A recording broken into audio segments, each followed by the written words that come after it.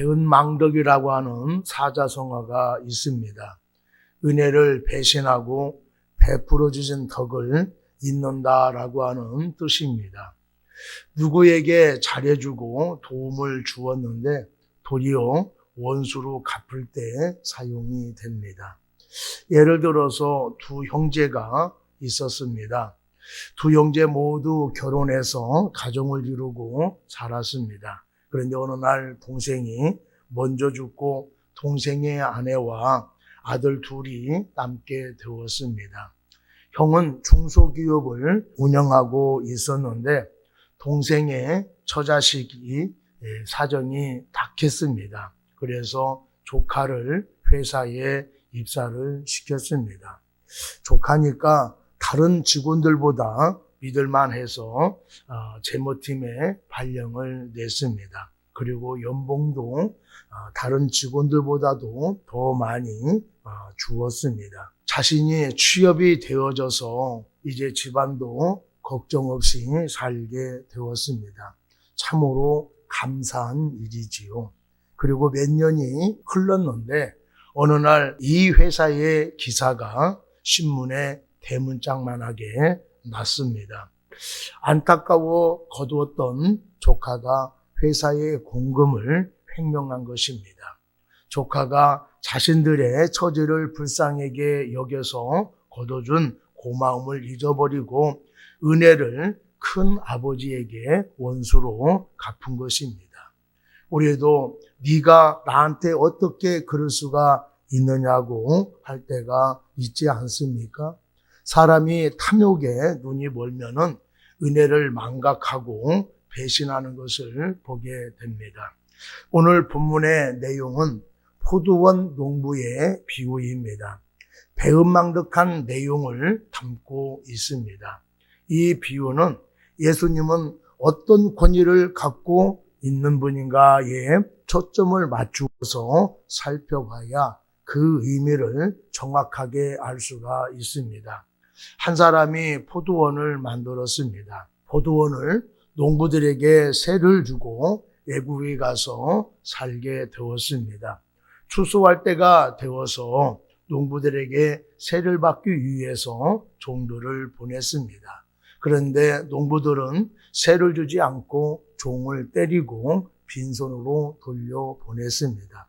주인은 두 번이나 더 다른 종을 보냈는데 농부들은 여전히 세를 내지 않고 종을 때리고 빈손으로 내쫓았습니다. 주인은 어찌하면 좋을까 생각하다가 사랑하는 아들을 보내면은 그를 존대할 것이다 라고 생각을 해서 사랑하는 아들을 보냈습니다. 그런데 농부들은 상속자라고 생각을 해서 아들을 죽이고 포도원을 차지해 버렸습니다. 아들까지 죽인 농부들을 주인이 어떻게 했을까요? 직접 와서 농부들을 진면하고 포도원을 다른 사람에게 맡겼습니다. 비유에서 포도원 주인은 하나님을 가리키고 농부들은 유대 지도자를 가리키고 포도원 주인이 보낸 종은 선지자들을 가리킵니다. 그리고 아들은 예수 그리스도를 말하고 있습니다. 선지자들을 인정하지 않고 아들까지 죽인 유대 지도자들에게 뭐라고 말씀을 하고 있습니까?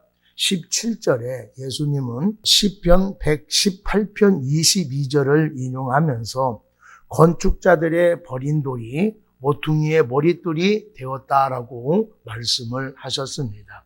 유대 지도자들이 예수님을 버린 돌 취급을 했지만은 하나님은 예수님을 머릿돌로 삼으셨다라고 하는 것입니다.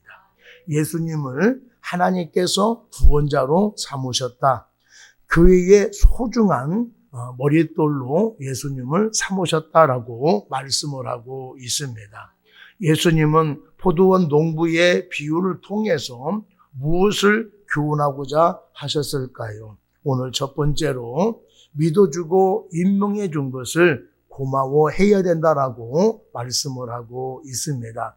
어떤 사람이 포도원을 만들었습니다. 자기가 애써 만들어 놓은 포도원이라 자기가 관리를 해야 할 것입니다. 그런데 믿을만하고 실력이 있는 몇몇 농부들에게 쇠를 주고 오랫동안 외국에 떠나 있었습니다. 그 당시에 일하고 싶어도 일거리가 없어서 일한다라고 하는 것은 감사한 일이었습니다. 그런데 고정적으로 일할 수 있다라고 하는 것은 큰 행운이지요. 그런데 포도원을 관리할 수 있는 사람으로 인정을 받았으니 이 농부들에게는 말할 수 없는 영광이고 축복이었습니다. 많은 사람들이 있었는데 나를 선택해주고 자신의 능력을 인정해 주어서 포도원을 맡겨준 것입니다. 나를 신임하고 내 능력을 인정해 주었다고 한다면 감사한 마음을 잊지 않고 성심성의껏 관리해야 할 것입니다. 그런데 여기 선택받은 농부들은 자신들이 선택받은 것에 대해서 감사한 마음이 없었던 것 같습니다. 처음에 감사한 마음을 가졌더라도 나중에 감사한 마음이 사라지고 선택받은 것을 당연하게 여긴 것 같습니다.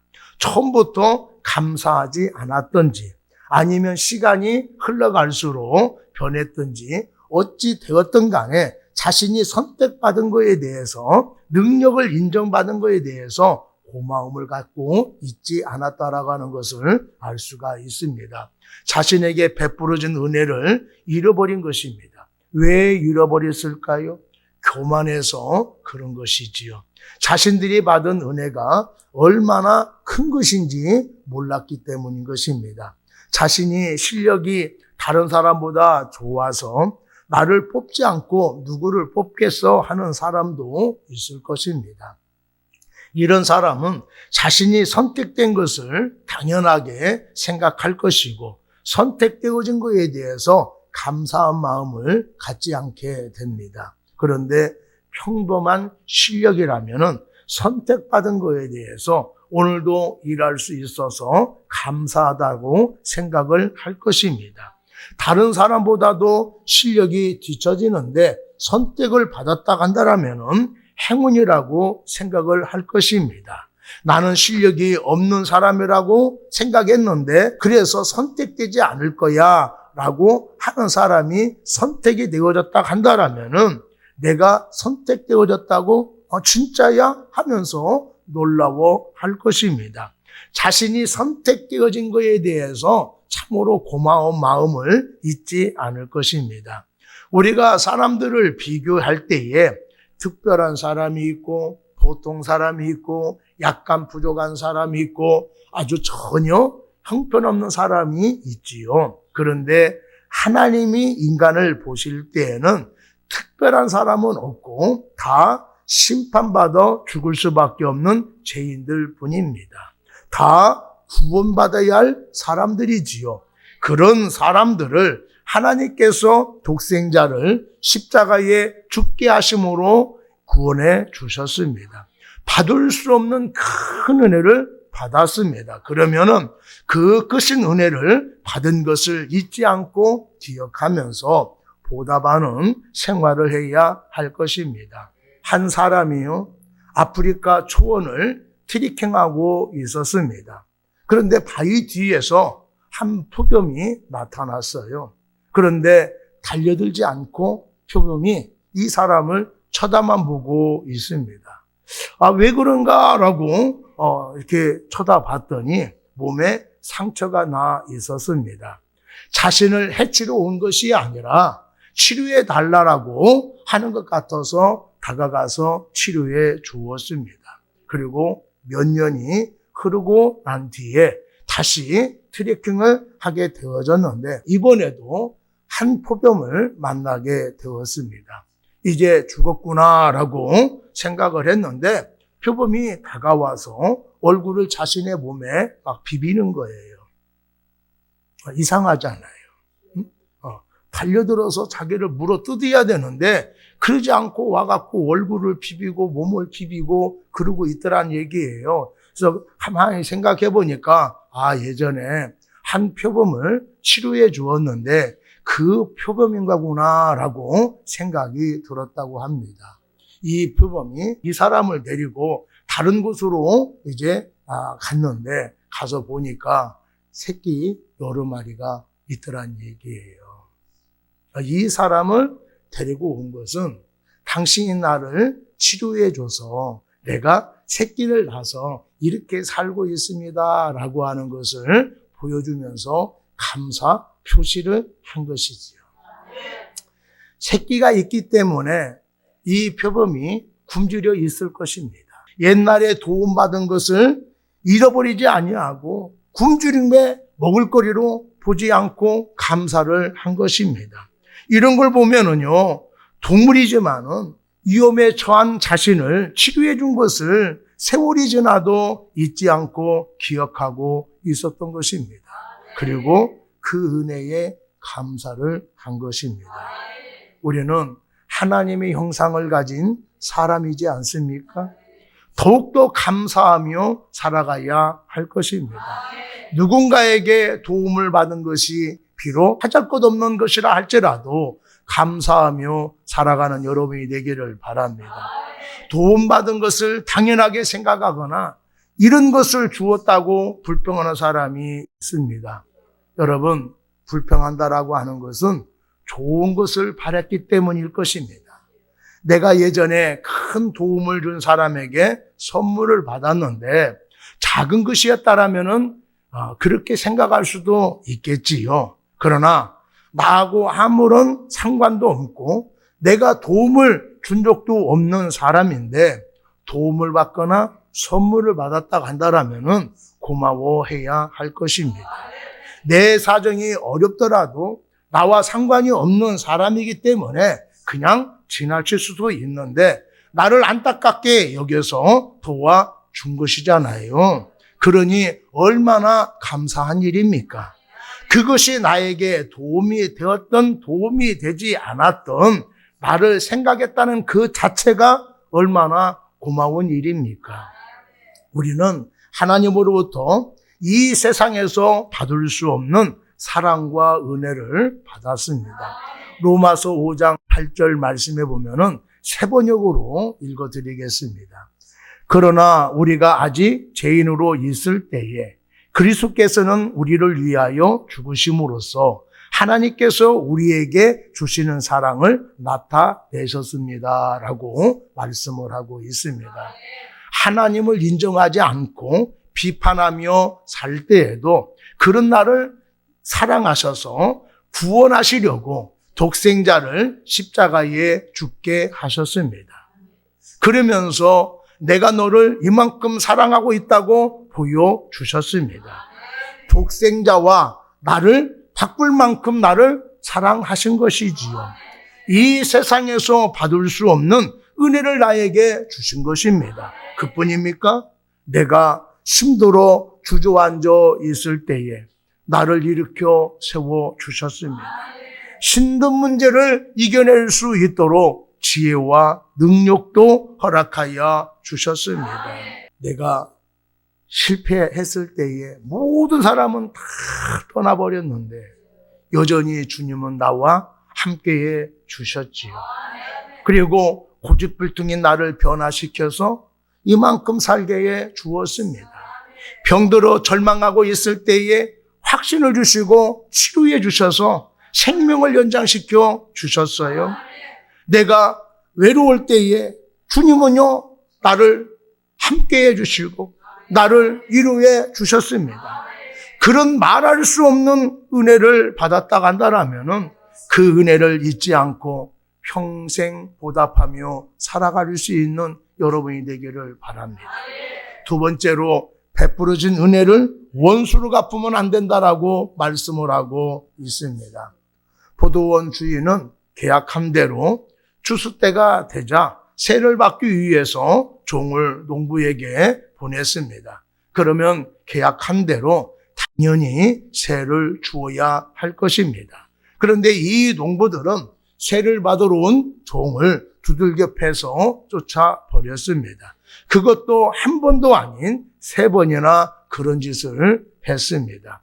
주인이 너무나 어처구니가 없어서 이걸 어떻게 하면 좋을까라고 생각하다가 아들을 보내면은 존대해 줄 것이다라고 생각을 해서 사랑스러운 아들을 보냈습니다. 농부들이 포도원으로 찾아온 아들을 보자 상의해서 저 아들은 상속자이니 저 아들을 죽이면은 이제 포도원이 우리 것이 될 것이다라고 생각해서 주인의 아들을 죽여버렸습니다. 누가 봐도 잘못된 일이고 도저히 용서받을 수 없는 죄를 범한 것입니다. 포도원 농부들이 주인이 보낸 종을 때리고 능욕하고 쫓아버렸습니다. 심지어 아들까지 죽였지요. 그 이유가 무엇입니까? 아들만 없으면은 포도원이 자신의 것이 될 것이라고 생각해서 아들을 죽인 것입니다. 포도원은 자기들이 일군 것이 아니라고 하는 것을 잘 알고 있습니다. 사람을 죽이는 것이 큰 죄인인 줄도 알고 있지요. 이런 행동을 하면은 자신들을 믿어진 주인을 배신한 것이라고 알고 있습니다. 그런데 이런 악한 짓을 서슴없이 한 것은 바로 탐욕에 사로잡혀 있었기 때문입니다. 탐욕이 눈을 멀게 하면은요, 탐욕이 마음에 가득하게 되어지면은요, 이런 말도 안 되는 악을 저지르게 되어지는 것입니다. 유대 지도자들이 하나님의 아들 예수를 올무를 놓아 잡으려고 했고 끝내는 십자가에 처형을 시킨 이유가 무엇입니까? 자신들의 기득권을 지키기 위해서입니다. 다른 말로 하면은 탐욕이지요. 하나님을 잘 섬기라고 준 직분을 자신들의 밥 빌어 먹는 것으로 전락을 시켜버렸습니다. 이들은 하나님께 바른 예배를 드려야 할 사람들이고 성전을 거룩하게 관리할 사람들입니다.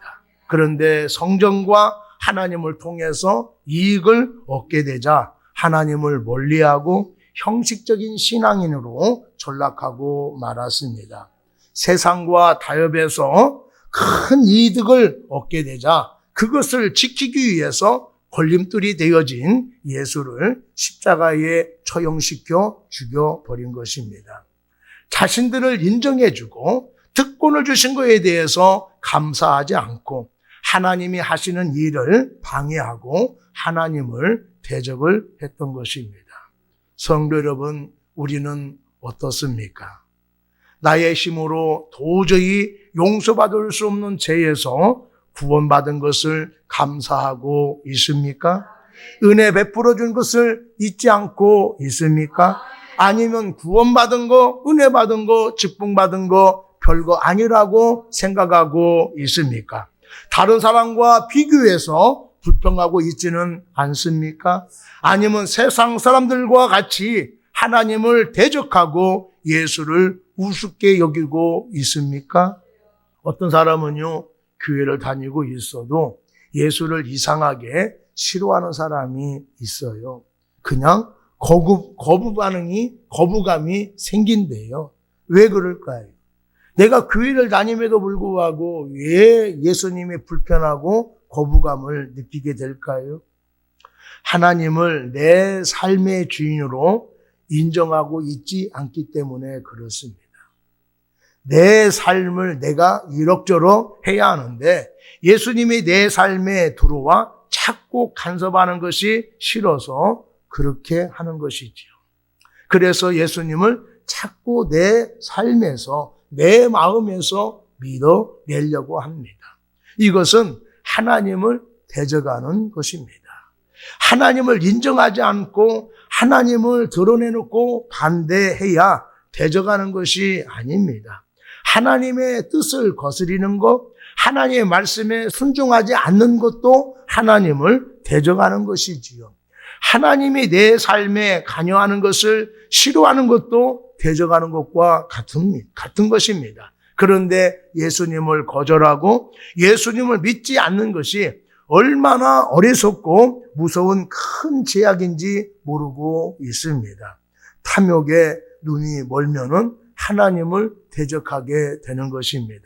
탐욕에 사로잡히면은요, 사람 구실을 못하게 되어집니다. 자식이 없는 부부가 있었습니다. 고심한 끝에 상의해서 고아원에서 입양하여 친자식처럼 키웠습니다.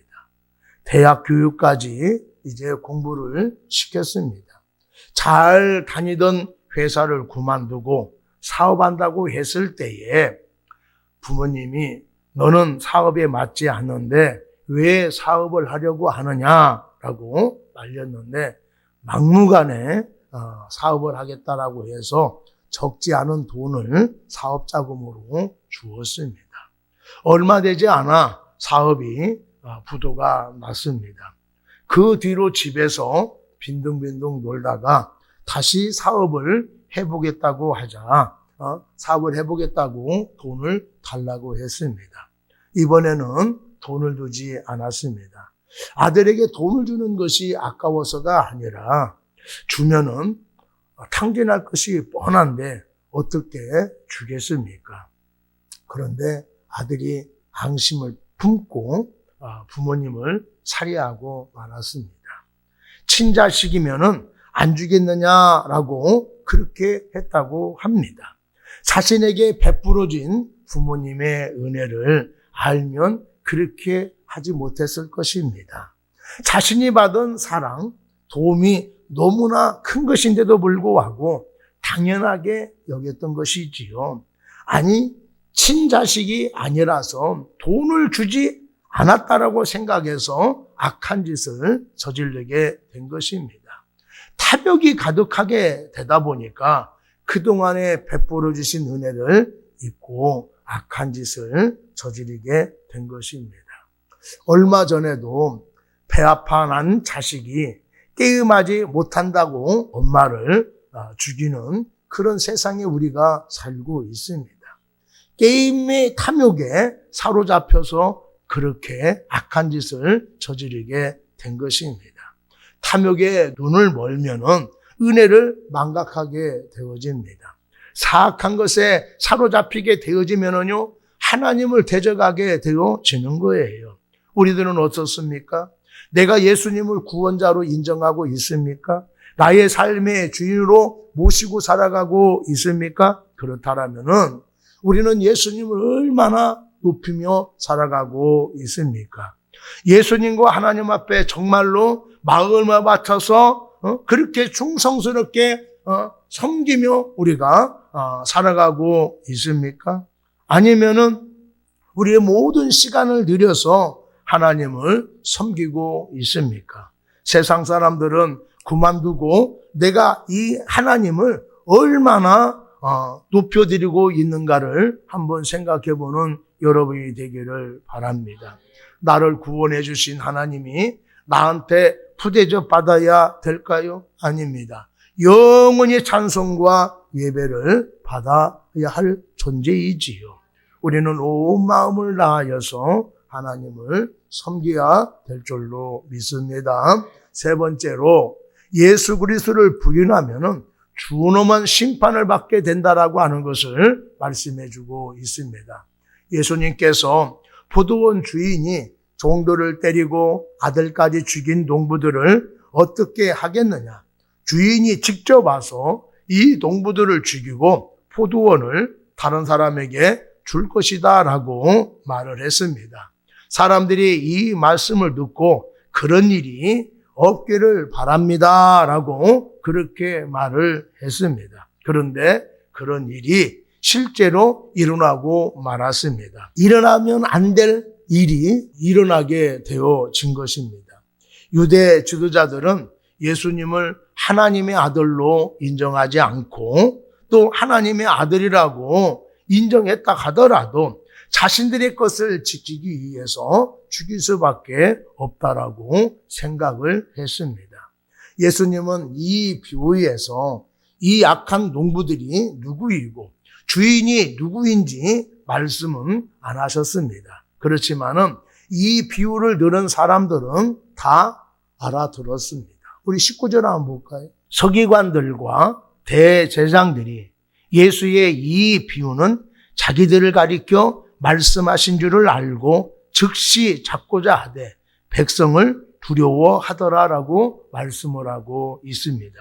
서기관들과 제대장들이 이 비유는 자신들을 비유해서 말한 것이라고 알아들은 것입니다. 그랬으면은 우리가 이 비유를 듣고 보니까 우리가 잘못했구나, 하나님을 대적하며 살았구나라고 깨달으면서 회개를 해야 되잖아요.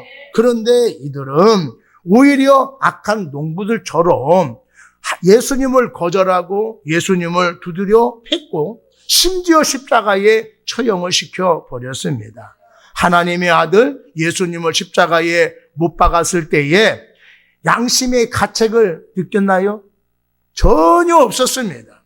예수를 죽인 것이 얼마나 큰 죄인지를 깨닫지 못했어요. 자신들이 하는 일에 거추장스러워서 그냥 죽여버린 것입니다. 자기들 것을 지키기 위해서 예수님을 십자가에 처형을 시켜버렸어요. 그런데 저들이 죽인 예수가 머릿돌이 되었다라고 말씀을 하고 있습니다. 여러분, 머릿돌이라고 하는 것은 벽과 벽을 이어주는 돌이에요.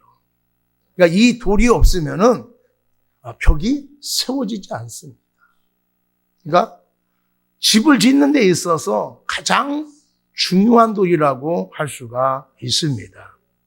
쓸모없고 거추장스러워서 죽였는데 그분이 바로 하나님의 구원을 완성하러 오신 그리스도였다라고 말씀을 하고 있습니다. 우리 18절 한번 보겠습니다. 무릇 이 돌 위에 떨어지는 자는 깨어지겠고 이 돌이 사람 위에 떨어지면 그를 가루로 만들어 흩으리라 하시니라. 아멘. 여기서 이 돌이라고 하는 것은 예수님을 가리키고 있는 거예요. 그리고 깨어지는 거, 떨어지는 거, 이것은 예수를 영접하지 않았을 때에 임하는 심판을 말하고 있습니다. 예수를 죽인 유대인들이 어떻게 되었습니까? 절대로 무너지지 않을 것이라고 생각했던 성전이 흔적도 없이 사라졌습니다. 하나님을 대적하면서까지 지키려고 했던 자신들의 기득권을 더 이상 지키지 못하고 깨어져 버린 것이지요. 유대인들은 나라가 멸망을 당하고 2000년 동안 여러 나라에 흩어져 살면서 얼마나 많은 냉대와 박해를 받으며 살았는지 모릅니다.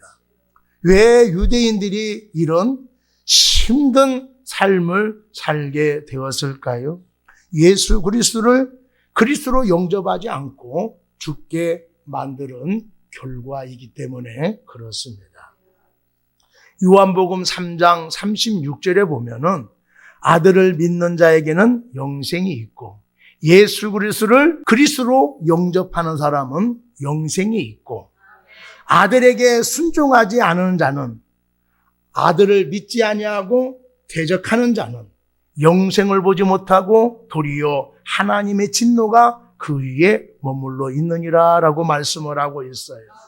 하나님의 아들을 배척한 사람들은 하나님의 진노가 언제 떨어질지 모르는 시한부 인생을 사는 것과 같습니다.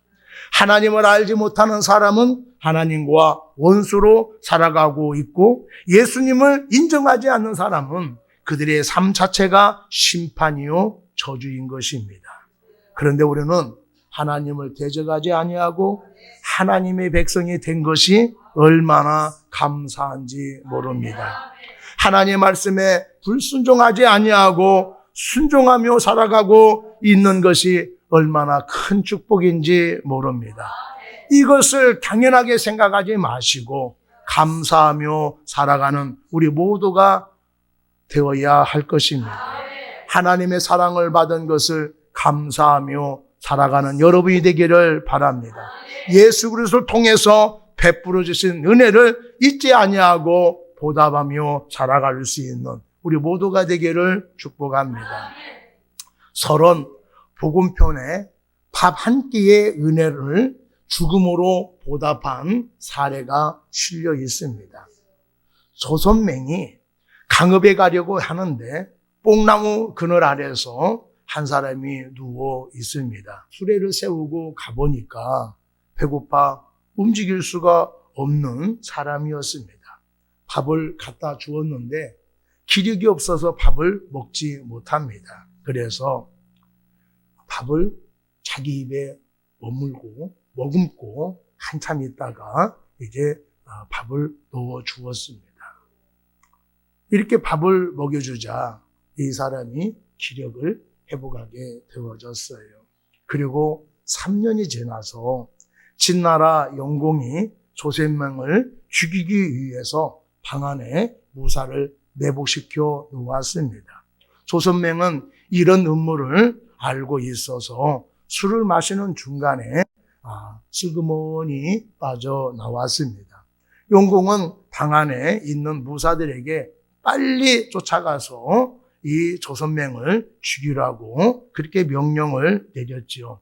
한 사람이 빠르게 쫓아가서 조선맹 앞에 섰습니다. 얼굴을 이렇게 보자, 선생님이군요. 선생님을 제가 지켜드리겠습니다. 그러니 빨리 도망치십시오. 제가 선생님을 위해서 싸우다가 죽겠습니다. 이렇게 이야기를 하는 거예요. 낯선 사람이 자신을 위해서 죽겠다라고 그렇게 말을 하고 있습니다. 그래서 너무나 고마워서 당신의 이름이 무엇입니까? 라고 물으니까 이 사람이 막 뒤로 달려가면서 저는 예전에 뽕나무 밑에서 있었던 사람입니다. 라고 이야기를 했습니다. 예전에 밥 한 끼 얻어먹어서 기력을 회복한 것을 죽음으로 보답을 한 것이지요. 조선맹은 이 사람 덕분에 목숨을 구했다고 합니다. 여러분, 기브 앤 테이크 여러분 아실 거예요. 주었으면 받는 것이 당연지사이고 받았으면 주는 것이 인지상정입니다. 돈이나 물건을 빌렸으면 돌려주는 것이 당연한 것이고 접시에 뭔가를 우리가 이렇게 음식을 받았다 한다라면은 빈 접시를 돌려주지 아니하고 그 접시에 무언가를 담아주는 것이 우리의 정입니다. 하물며 하나님께 받은 은혜를 잊으면 되겠습니까? 여러분, 하나님께 받은 사랑, 은혜 값싼 것이 아니에요. 너무나 귀한 독생자를 희생하며 받은 값으로 따질 수 없는 아주 귀한 사랑과 은혜입니다. 그런 귀한 것을 우리가 받았음에도 불구하고 힘들다고 내팽개치지 마시는 여러분이 되기를 바랍니다. 이익의 마음에 빼앗겨서 저버리지 않는 여러분이 되기를 바랍니다. 어떤 상황과 처지에 처하더라도 받은 은혜와 사랑을 잊지 아니하고 보답하며 살아갈 수 있는 우리 모두가 되기를 축복합니다.